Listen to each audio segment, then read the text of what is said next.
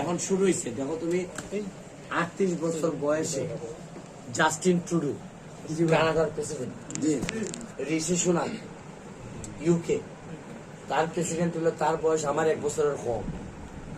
এরা দেশের প্রেসিডেন্ট হয়ে গেছি। আর আমরা মনে করি যে সহজাতের ওষুধ না লাগা পর্যন্ত তুমি নেতা হইতে পারতে। প্রেশার, ডায়াবেটিক্স, প্রস্রাব 3 বার আধা ঘন্টার মধ্যে 3 বার, এরপরে তোমার টিকিট দেওয়া হবে। এবার আমরা হয়েছি তো মানুষে কয় তুমি ইতিহাস কেমনে বানাইবা, আমাকে খালি বুটে না রে ভাই, বুটে তো বহু লোক বেশি বুট পাইয়া নেতা হইব, কিন্তু বুটে না। এইবারের আওয়াজ, এমপি হওয়ার পরের আওয়াজ, খামের আওয়াজ এবং ইয়াং সোসাইটি সব মিলাইয়া এই আওয়াজ সারা বাংলাদেশে গিয়ে সব জায়গায় বাড়ি খাইব ইনশাআল্লাহ। আরেকটা কাজ করছি আমি, আমার আল্লাহ দিয়েছেন, দেখো স্বতন্ত্র হওয়ার কারণে, নেত্রীর আদেশে স্বতন্ত্র হওয়ার কারণে একটা লাভ হয়েছে। দেখো তোমরা আমার সাথে সরাসরি হয়ে গেছি।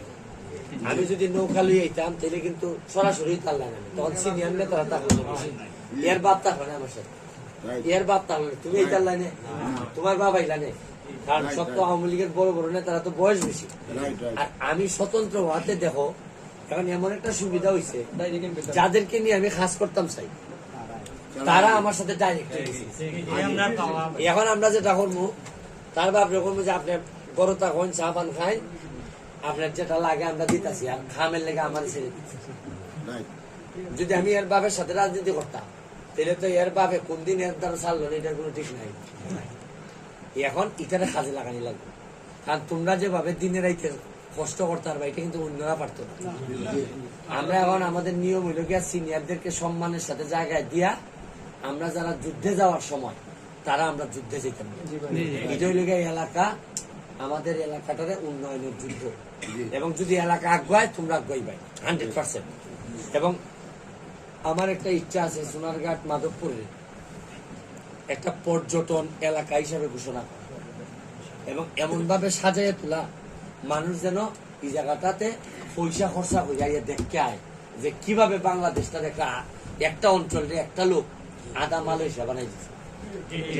ঠিক আছে, তোমার লেগে অনেক বেশি দোয়া হইলো, অনেক মানুষ বার চাইতেছে।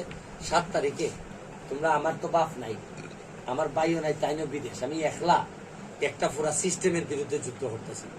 দুর্নীতির বিরুদ্ধে যুদ্ধ করি, কখনো হয় মার্ডারের বিরুদ্ধে যুদ্ধ করি, কখনো তোমার বালু ব্যবসায়ীদের বিরুদ্ধে যুদ্ধ করি, কখনো যারা বালুর ব্যবসা করে। ঠিক আছে, আমি করি ভাই আমার পরিবেশটা নষ্ট করি না, এমনি নেও বালু, কিন্তু মানুষের মুখে চোখে বালু দিও না। যেমন বাজার দেখো, সোনারঘাটে আমরা থাকি ঠিকই, কিন্তু দেখছো নি তুমি আমাদের মরা গাংটার অবস্থা। আমি কথা দিছি যে আমাদের যদি 7 তারিখ তুমি এমপি বানাও, 1 মাসের মধ্যে ফিসের মরা গাংটা দেখবাই তোমরা জিতা গাং বানাই ছেড়ে দেবো। আমি জিতা গাং বানাইবো এবং আমরা সবাই মিলে নাইমিয়া সারা বাংলাদেশে লাইভ হইব যে একজন এমপি কখনো সরকারের জন্য বসে থাকে। তার প্রতি যদি জনগণের বিশ্বাস থাকে, তোমরা 5 টাকা করে দিলে তো আমার খামরা খরচ।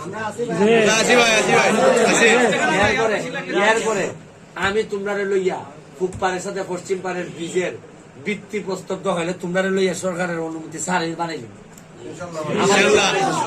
এবং কেমনে একটা এলাকার নিজের ছেলে মেয়েদেরকে দিয়ে প্রতিষ্ঠিত করতে হয়, এটার একটা উদাহরণ তৈরি করতাম চাই আমরা সোনারঘাট।